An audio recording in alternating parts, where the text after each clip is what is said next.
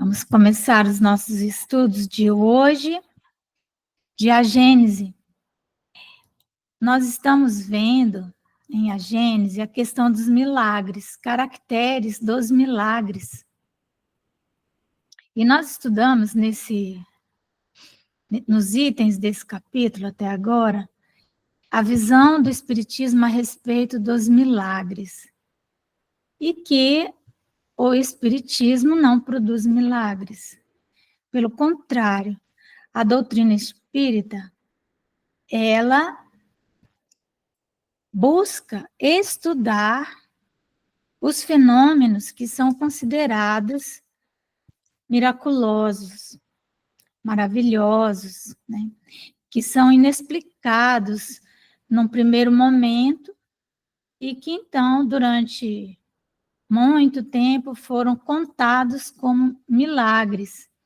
Então, que são os fenômenos espirituais. Por quê? Porque os fenômenos espirituais, eles contam, né, com esse elemento, que é o elemento espiritual, a dimensão espiritual, e que ela é completamente desconhecida para nós. As leis que regem o mundo espiritual são leis diferentes daquelas que regem o mundo material. E os fenômenos do mundo material, para nós é mais fácil de observarmos. Então, aquilo que as tempestades, os raios, que eram contados como a força de Deus, acontecimentos sobrenaturais acima das leis da natureza, conforme o homem foi observando melhor esses fenômenos e a ciência foi evoluindo, ele foi conseguindo explicar. Mas e os fenômenos que são invisíveis aos olhos comuns? Os fenômenos que os nossos cinco sentidos, né, os cinco sentidos, não conseguem perceber. Então, a doutrina espírita vem nos esclarecer a respeito disso, abrir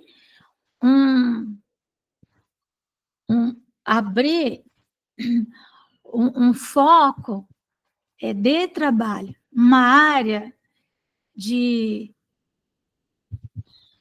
conhecimentos novos, inexplorados,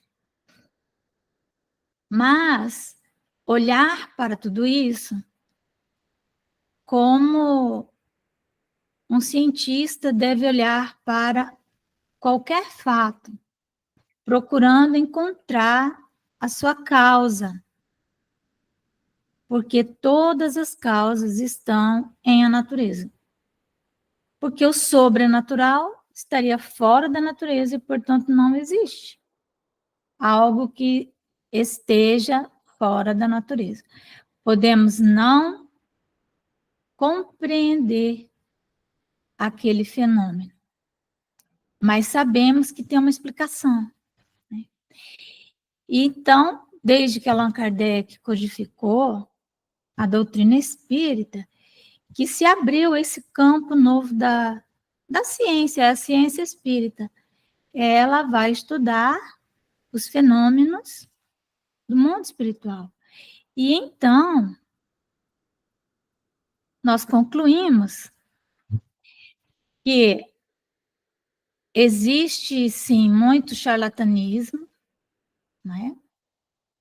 Existe muitos fenômenos que parecem ter origem e componente espírita, espiritual, mas que são fraudes. No entanto, muitos são comprovados. O Espiritismo também deixa bem claro para nós que não é fácil observar os fenômenos espíritas, que eles não estão, como os fenômenos da matéria, sujeitos à repetição nas mesmas condições de temperatura e pressão, como é a química, como é a física. Por quê? Porque o componente espiritual, ele possui uma inteligência, um livre-arbítrio, e vai depender também do espírito que um fenômeno que aconteceu ontem venha a acontecer hoje. Às vezes está tudo igual, as mesmas pessoas estão reunidas em torno da mesma mesa, tudo, mas não acontece nada.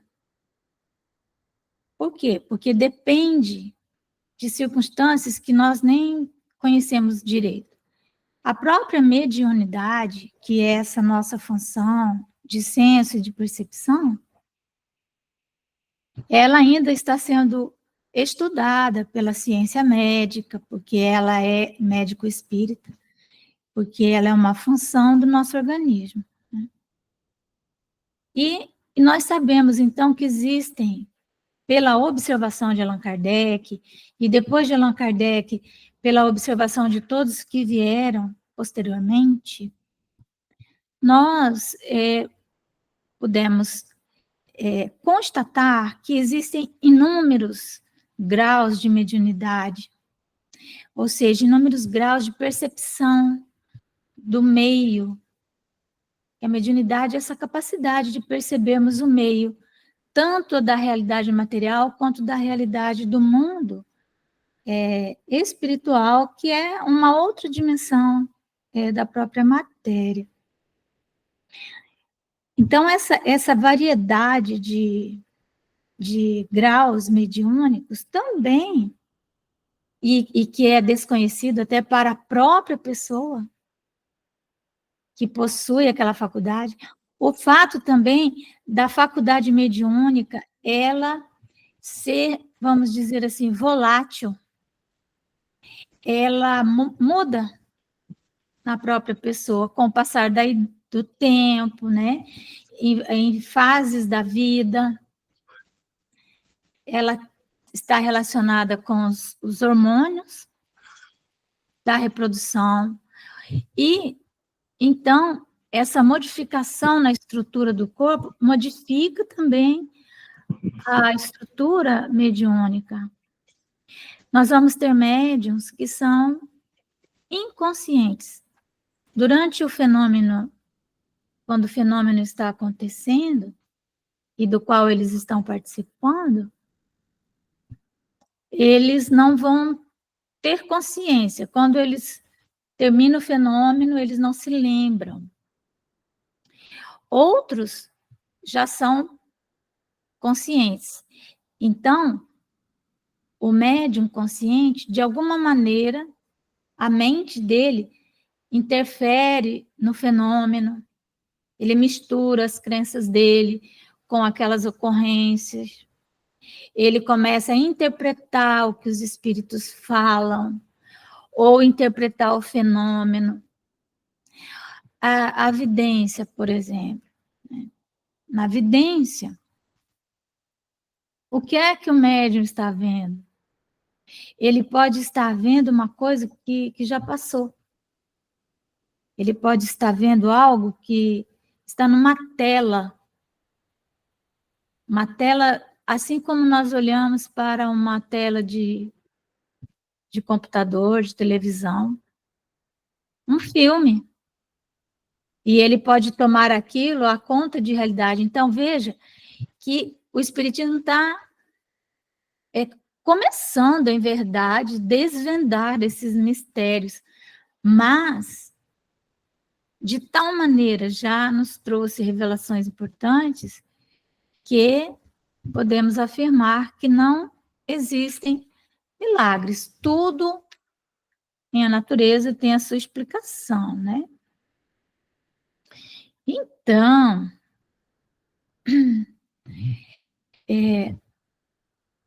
o Allan Kardec fala o seguinte, que a intervenção de inteligências ocultas nos fenômenos espíritas não os torna mais milagrosos do que todos os outros fenômenos devidos a agentes invisíveis, porque esses seres ocultos que povoam os espaços são uma das forças da natureza, força cuja ação é incessante sobre o mundo material, tanto quanto sobre o mundo moral.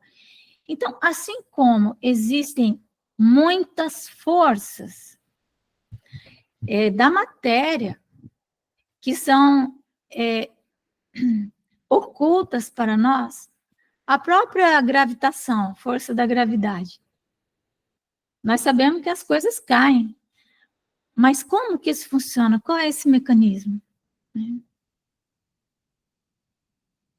Quando que se descobriu que existia uma força no centro da Terra puxando tudo para o centro? Não é? E as coisas caíam, desde sempre. E isso era uma coisa oculta, e ainda é. Os raios X, os raios gama, aqueles raios ultravioleta que tanto mal faz à nossa pele, causando câncer, e nós não vemos, e fomos descobrindo que devia ter alguma coisa no sol que gerava doença na pele. Então, dessa mesma maneira, existem também forças ocultas, espirituais, que atuam sobre a matéria, que podem, por exemplo, se misturar com a água, que a água é um elemento que ela absorve energias magnéticas do mundo espiritual. Então, é possível magnetizar uma água e ela curar uma pessoa. Mas isso não será um milagre. E isso é o efeito do magnetismo no organismo da pessoa que tomou aquela água. E assim, o espiritismo, né, vai nos elucidando tudo isso, né? Então, nós hoje vamos, já que o espiritismo não produz milagres, nós vamos ver hoje se Deus faz milagres. E aí, hein? Faz Deus milagres? Ô, Márcia, só um minutinho aqui com relação à água frutificada, né? O efeito da água, da vibração, da energia, né? Sim. No nosso organismo. A gente tem, assim, um vício, né? Dizer, nossa, aconteceu um milagre. Jesus fez um milagre na minha vida, né? Muitas pessoas fazem isso. Na verdade, eu acredito assim, pedi e obtereis. Eu peço nas minhas preces, né? Até coisas que eu vejo que é até impossível, mas Deus é do impossível, Ele é do impossível. Se for para realizar, Ele realiza. Mas eu peço nas minhas orações que eu tenha saúde, que as coisas se acalmem, tem um tanto de coisa para ser resolvida e que as coisas se ajeitem. Então, quando as coisas acontecem, elas são realizadas, chegam mesmo no momento de serem realizadas, a gente esquece que nós pedimos e diz, nossa, Jesus fez um milagre na minha vida. Eu não vejo bem por esse lado. Eu vejo que nós temos a necessidade, nós pedimos com fé, né, e no momento exato acontece. É essa a questão, o momento, né, de acontecer, porque a gente está sempre muito ansioso, aguardando que as coisas sejam muito imediatas, né? E aí, não é justo, não é correto dizer, Jesus fez milagres, está falando, Deus, né, faz Deus milagres? Então, você vai até me responder essa pergunta. Aliás, Jesus diz que ele não fazia milagre nenhum, né? Ele diz que podeis fazer tudo o que eu faço e muito mais. E como que ele fazia esses milagres? Porque Jesus tem, né, e tinha um conhecimento das forças da natureza muito além, evidentemente, de qualquer mortal, qualquer um de nós. Então, ele manipulava as forças da natureza, manipula as forças da natureza. Nós vamos lembrar que Jesus esteve presente na formação da Terra, né? Então, quando parecia que era um milagre, por exemplo, a multiplicação dos peixes, como se deu isso? Pode ter sido um fenômeno de transporte, né? Hoje perfeitamente explicável pelo Espiritismo, né? Eu mesmo participei de uma reunião lá em Londrina, no Paraná, era comum reuniões mediúnicas nas casas, e então, de vez em quando, na mesa, apareciam flores, mas essas flores, elas eram colhidas em algum lugar e eram transportadas para lá. Não era materialização da flor. Também aquela família, eles eram assim, maravilhosos, né? Então, eles faziam a reunião e eles deixavam no fogão um caldeirão com parafina, em estado de fervura, né? Parafina. E do lado, uma outra com água fria. Então, os espíritos, eles materializavam só as pontinhas dos dedinhos. Ficava invisível para nós, era só o suficiente para eles pegarem a parafina e fazerem. Eles moldavam flores, eles moldavam muitas coisas. E aí, traziam aquilo, que parece que vinha no ar, assim, mas não é, eles estavam segurando aquela mãozinha, com aquele dedinho, entendeu? Então, isso não é um milagre. Isso tem uma lei que está regendo esse fenômeno. Na Federação Espírita Brasileira tem lá um museu, né?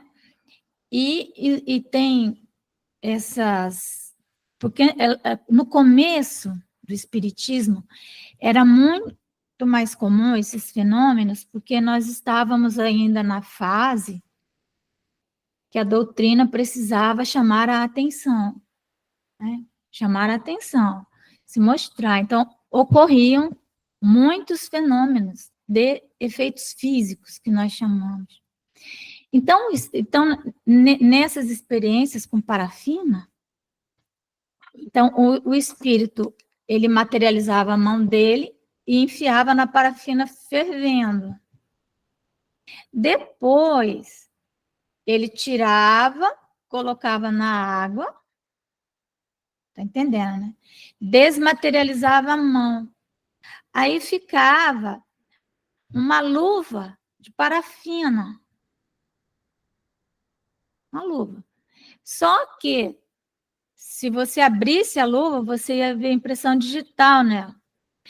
E como que um ser humano, nós, encarnados, vamos conseguir enfiar a mão dentro de uma parafina fervente? Isso é impossível. E segundo, depois que ela seca, como que você vai tirar a mão? Né? Mas isso não é milagre. Então, estão as luvas lá, né? E várias outras coisas feitas com parafina, que hoje não acontece mais. E não acontece por várias razões, né? Uma delas, como eu sempre falo, né? A mediunidade, ela acabou sendo muito reprimida. E também, a mediunidade de efeito físico, ela é muito perigosa para o médium. Então, os espíritos, depois que passou essa fase de chamar a atenção para os fenômenos, para que todos olhassem para ele, então eles disseram que o espiritismo entrava agora numa fase que era de conhecimento dessas leis, já que hoje nós pegamos a codificação, ela está pronta, está completa, né? Ela é uma base, né? Obras básicas, né? Por isso chama, nós temos aí todo vamos dizer assim, toda uma estrutura sobre a qual nós vamos edificar um mundo novo, né? Então, essa base, que são as obras que Allan Kardec codificou, com orientação dos espíritos, ela nos dá todas as diretrizes, todas as linhas, sabe? Que nós precisamos seguir para compreender. E mais, o Allan Kardec ainda nos remete para o estudo, para a ciência.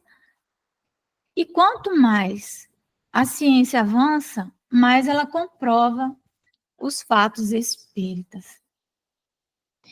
Então, Jesus falou, por exemplo, para a mulher hemorroíça, aquela que há 12 anos ela tinha, né, ela tinha um sangramento que não parava. E para ela isso era um grande oi. Qual o nome que você disse aí? A mulher hemorroíça. É aquela que aparece no Evangelho, ela tinha uma menstruação que não parava. Sim. Tá. Hemorroísa da De sangue. hemorragia de Hemorragia sangue. de sangue. Tá. Hemorroísa. Mas é a primeira vez que eu ouço essa palavra. Hemorroíça. Mas na Bíblia tem algumas traduções, a mulher hemorroíça, sabe? Ela fazia 12 anos que ela sangrava. E o que acontecia lá naquele tempo entre os judeus? A mulher, quando estava menstruada, ela era considerada impura. Imagina. Ela era considerada impura. Então, ninguém se aproximava dela. Imagina o sofrimento dela, 12 anos. Não é só o fato de ela era estigmatizada na sociedade. Sabe? Era como se fosse alguém que tinha, né, alguma coisa muito séria, né? E então ela procura Jesus, ela fica sabendo dos milagres que Jesus fazia. Então Jesus está no meio ali da multidão e ela pensa assim com ela mesma: se eu conseguir tocar as vestes dele, só tocar, eu sei que eu vou me curar. Eu sei que eu vou me curar. E então, e aí, imagine, todo mundo querendo falar com Jesus, todo mundo querendo contar os seus problemas e tal. E então os apóstolos tentando empurrar a multidão, e ela chega e ela toca na ponta da túnica de Jesus. E Jesus então diz assim: alguém me tocou. Quem foi que me tocou? Aí os apóstolos falaram: Senhor, centenas de pessoas o estão tocando. Olha aí a multidão. E o senhor pergunta: quem te tocou? Aí ele disse: não, mas alguém me tocou diferente. Eu senti que de mim saíram virtudes. Ou seja, ele sentiu que ela o tocou e ela fez uma conexão real com ele e ela conseguiu absorver as energias curadoras do Cristo. E aí, então, ela diz que foi ela que o tocou. Aí, então, ele se aproxima dela e ela sentiu naquela hora que ela ficou curada, sabe? Que o sangramento parou, que o sangramento havia parado. E então ela diz, né, que ela agradece a ele porque ele a curou, e ele diz assim: a tua fé te curou. Então, essa passagem do Evangelho, ela é muito rica, porque ela mostra a importância do esforço, né, o esforço que ela fez, e a fé dela gerou uma energia nela que a fez se conectar com a energia do Cristo. Porque não adiantava nada tocar o Cristo sem estar conectado com Ele. Né? Sem ter condições de absorver o seu magnetismo. Porque Jesus, ele está conosco. Aquilo que nós estávamos falando, Jesus de Nazaré, ele está o tempo todo conosco. Nós é que não estamos com ele. E por isso, então, não ocorrem milagres, entre aspas, em nós. Mas o texto de hoje faz Deus milagres, aí não é nem Jesus, é Deus. Né? Então, vamos ver aqui o que Kardec fala para nós. Porque é Deus, né?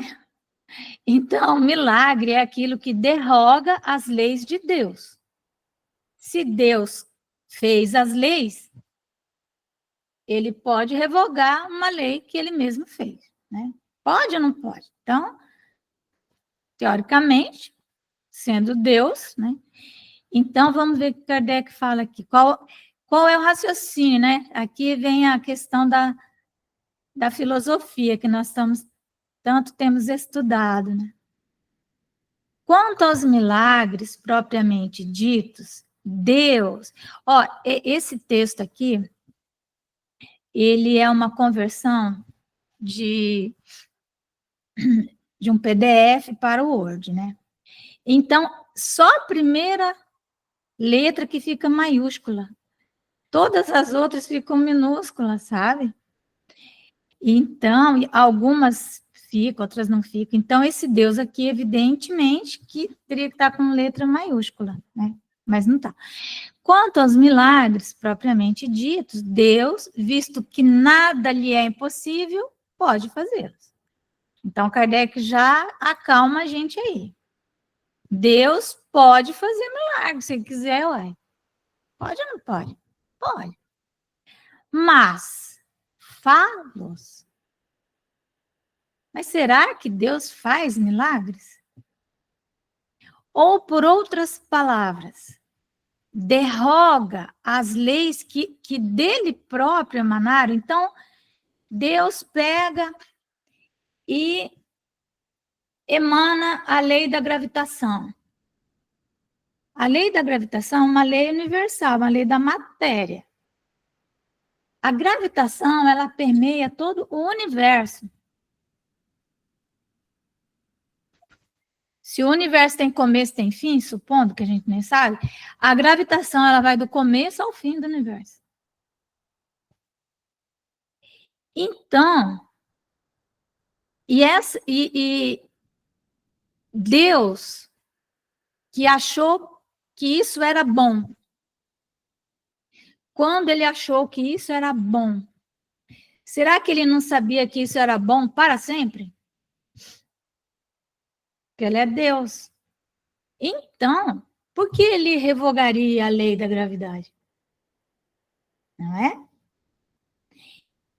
Ah, Márcia, mas e as mesas girantes, que elas parecem derrogar as leis da gravidade, mas elas não derrogam a lei da gravidade. Né? Existe uma outra força ali que está anulando a força da gravidade, da gravitação, entendeu? Assim como um balão sobe, assim como o avião, que é mais pesado do que o ar, também sobe. Né? O homem foi descobrindo formas de neutralizar, mas sempre através de leis da natureza. De juntar elementos, de fazer alquimias, né? Supostamente chamada de bruxaria. Então, Deus iria derrogar suas leis. Então, ele diz assim, não cabe ao homem pré-julgar os atos da divindade, nem os subordinar à fraqueza do seu entendimento, à fraqueza do nosso entendimento. Nosso entendimento é muito fraco, fraco no sentido de que ele não tem nenhum vigor, né? o nosso entendimento, ele não tem fibra, não se sustenta muito. Nós entendemos até um tantinho, depois a gente cai, nós não amolecemos, né? Nosso entendimento é precário. Então, contudo, em face das coisas divinas, temos para critério do nosso juízo os atributos mesmos de Deus. De novo, esse Deus aqui está minúsculo, deveria estar maiúsculo. Então, nós não sabemos quem Deus é, o que, né? Não é nem quem, o que Deus é. Está no livro dos Espíritos. Mas nós podemos saber o que Deus... Ok, amiga. Mas nós podemos saber o que Deus precisa ter de atributo para ser Deus. Senão, ele poderia ser um espírito muito superior, mas não seria Deus, né? Então, Kardec fala assim, ao poder soberano, né, soberano de Deus, reúne ele a soberana sabedoria. Então, ele é todo o poder, toda a sabedoria, né? Donde se deve concluir que não faz coisa alguma inútil. Então, Deus, que é toda a sabedoria, assim, é o infinito da sabedoria, né? E é o poder absoluto, porque ele iria criar uma lei hoje e amanhã achar que essa lei não é útil mais, não é? Por que então ele faria milagres? Aí as pessoas dizem, para testar o seu poder, dizem. Mas o poder de Deus não se manifesta de maneira muito mais imponente pelo grandioso conjunto das obras da criação, pela sábia previdência que essa criação revela, assim nas partes mais gigantescas, como nas mínimas, e pela harmonia das leis que regem o mecanismo do universo. Não é aí que nós podemos enxergar o poder de Deus? Do que por algumas pequeninas e pueris derrogações que todos os prestímanos sabem imitar, né? Então, o conhecimento da humanidade, ele é milenar, né? Vamos dizer assim. Especialmente o conhecimento do povo chinês, né? Que é o povo mais antigo da Terra, né? Chineses. E então, eles têm uma sabedoria que diz o seguinte, que no universo só existe a mutação, a mudança. É o que eles chamam de I, né? I Ching, vamos dizer assim. Tem um livro chamado I Ching. Então, ele diz que tudo no universo, o que existe são mudanças, mutações. Portanto, nós não mudamos, porque nós somos a própria essência da mutação. Olha que raciocínio. Mas, ao mesmo tempo,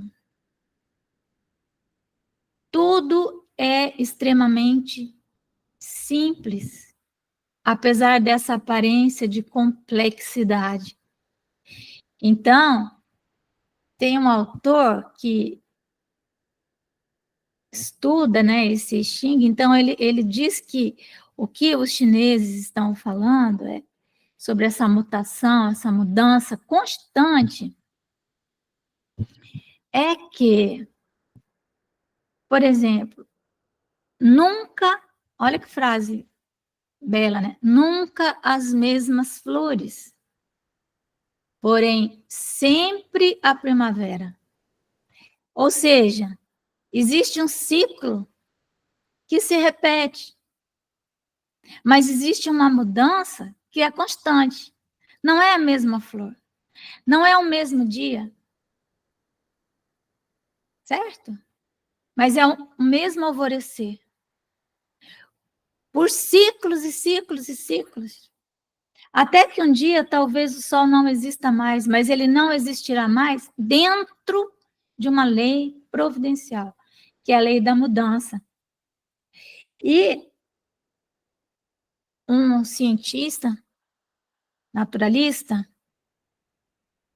ele diz o seguinte, no universo, nada se cria e nada se perde, tudo se transforma. Olha se não é essa mutação, né, dos chineses. Então, essas modificações pelas quais nós passamos, nossa, fulano está tão mudado. Não, é porque hoje nós definitivamente somos muito diferentes de ontem, ou de 10 minutos atrás. Muito. Somos outra pessoa, outro ser. Já agregamos à nossa consciência quantas coisas que nós nem nos damos conta. Então, essa mutação, ela é constante. Ao mesmo tempo, ela obedece a leis simples e de ritmo que nós podemos observar. Claro que nem todos os ritmos nós podemos observar. Por exemplo,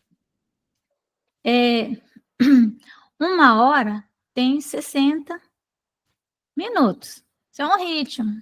Ponteiro do relógio, a cada 60 minutos, ele volta para o mesmo lugar. Isso nós podemos observar. Um dia, ele tem 24 horas. Isso também, para nós, é observável. Não é? O sol nasce, o sol se põe, vem a lua. 24 horas, um dia. Isso aí, nós também podemos observar. Um ano tem 365 dias. Uma pessoa que viveu mais do que um ano, ela já pode dizer que ela observou, né, um ciclo anual. Dentro de um ano, nós temos 4 estações. Primavera, verão, outono, inverno. Primavera, verão, outono, inverno. Nunca as mesmas flores. Sempre a primavera, né? Então, nunca a mesma Malvina. Sempre a mesma filha de Deus. Olha que coisa fantástica que é isso, não é? Mas existem ciclos que nós não conseguimos observar. Do dia e da noite, do ano, né? Da Terra girando em volta do Sol, um ano. A Terra girando em volta de si mesma, 24 horas.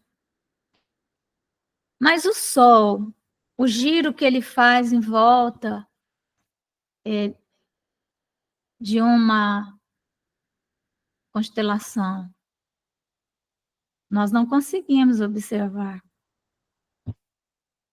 O giro que ele faz junto com essas constelações em volta da nossa galáxia, nós não conseguimos observar.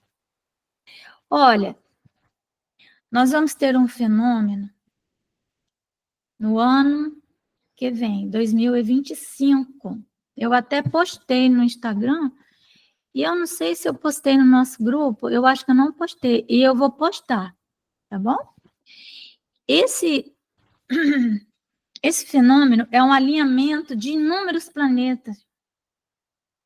Mas esse alinhamento de planetas, ele é muito raro, porque as órbitas dos planetas, elas são elípticas, são diferentes, eles giram em torno do Sol em velocidades diferentes, eles giram eles fazem essas elipses diferentes. Então, para que eles fiquem alinhados, isso é um fenômeno que demora 180 milhões de anos. E vai acontecer ano que vem. Então, nós vamos observar um fenômeno.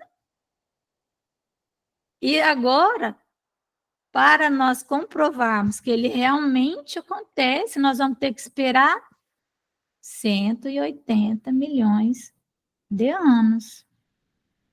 Não é? Entenderam? Mas o que são 180 milhões de anos para Deus? Nada. Quantos ciclos acontecem? Quantas transformações? Malvina, fala. Talvez 180 dias para nós. Né, amiga? Você acredita? E é o ano que vem. Eu vou postar para vocês, porque compensa a gente prestar atenção, né? Imagina. Com certeza. Né? 180 milhões. O cometa Halley, de quantos em quantos anos que ele passa? Sabe que é o cometa Halley, né? Sim, a gente viu muito falar sobre. Não é? Deixa eu ver aqui. De quantos em quantos anos?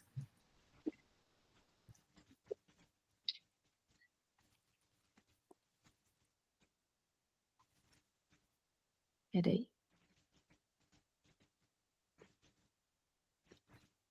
As pessoas diziam que era invenção, que era história. Eu sempre disse, eu falei, é fenômeno da natureza, isso daí. Aqui, ó, acabei de achar. Eu sabia que era pouco mais de 70 anos. O cometa Halley, ele fica visível para nós a cada 76 anos. Aí. Então, se nós tivermos sorte, nós vamos ver uma vez na nossa vida, porque nós vamos viver quantos anos? Né? Fala a verdade, não é? Né? Por exemplo, se ele já passou nessa minha encarnação, e ele parece que passou, acho que a última vez em 1912, então eu não estava encarnada ainda. Será que foi 1912? Deixa eu ver.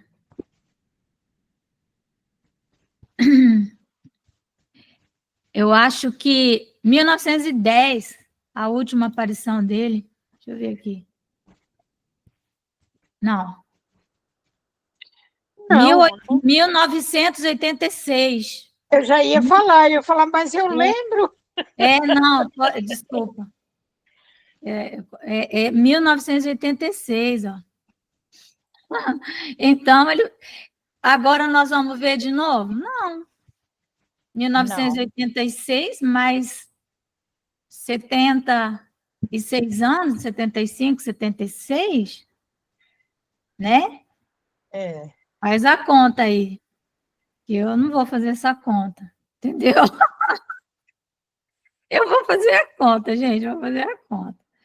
Espera aí, deixa eu pegar aqui, eu vou fazer essa conta. Há mais de 120 anos. Então, né? Deixa eu ver, 1986 mais 76, igual, vai ser em 2062, certo? Nós estamos em 2025. Então... Falei que nós já estamos até voltando de novo. Falta 37 anos para ele passar de novo. Então, vocês acham que nós vamos viver mais 37 anos? Fala a verdade. Eu espero que não. E se a gente estiver vivo, nós não vamos ter olho nem para enxergar. Vamos estar assim. E nem ideia para pensar no assunto. Não é? A última coisa que nós vamos estar pensando daqui 37 anos é no tal do cometa Halley.